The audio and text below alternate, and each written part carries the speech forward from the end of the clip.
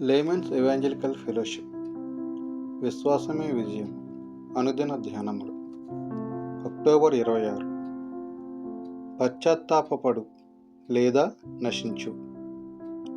అతిక్రమములను దాచిపెట్టువాడు వర్ధిల్లడు, వాటిని ఒప్పుకొని విడిచిపెట్టువాడు కనికరము పొందును. సామెతల గ్రంథము 28వ అధ్యాయము 13వ వచనం.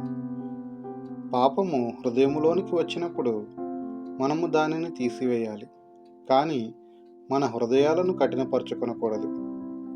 రేపు అని వాయిదా వేయకూడదు. అది చాలా ప్రమాదకరం.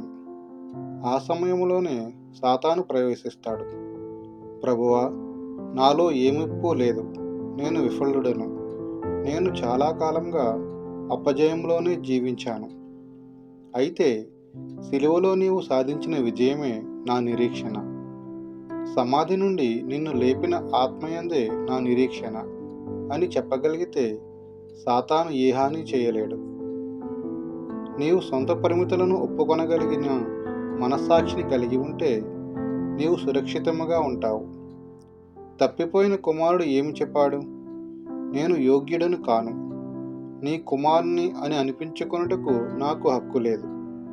ఇక నేను నీ కుమారుని అని అనిపించుకొనుటకు యోగ్యుడను కాను. ఇది ఎంత ఆరోగ్యకరమైన వ్యాఖ్య! తండ్రి, నీ పరిశుద్ధ నామమునకు సిగ్గు అవమానము తెచ్చాను. నా శరీరమును అపవిత్రపరుచుకున్నాను. నన్ను నీ కుమారునిగా స్వీకరించమని కోరను. అలాంటి హక్కు శాశ్వతముగా పోగొట్టుకున్నాను. నన్ను నీ సేవకులలో ఒకనిగా మాత్రమే ఎంచుకొనుము. ఇదే అసలైన పశ్చాత్తాపం. ఇట్టి పశ్చాత్తాప గ్రహింపు హృదయంలో లేని ఎడల హృదయం కఠినమవుతుంది. బైబిల్ ఏమి చెప్పుచున్నది? తన హృదయమును కఠినపరుచుకునేవాడు కీడులో పడును. నీవు చాలా జాగ్రత్తగా ఉండాలి. జీవవాక్యాన్ని వినిన నీవు నీ హృదయాన్ని కఠినపరుచుకొనవచ్చును, లేక పశ్చాత్తాపపడవచ్చును. అవును, మీ హృదయములు కఠినమవ్వగలవు. దానిలో ఏముంది?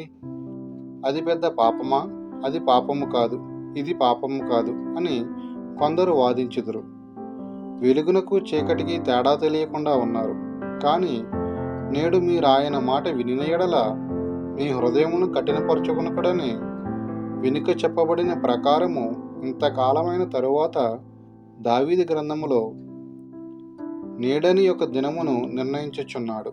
హెబ్రీ 4వ అధ్యాయము 7వ వచనం అని బైబిల్ చెప్పుచున్నది.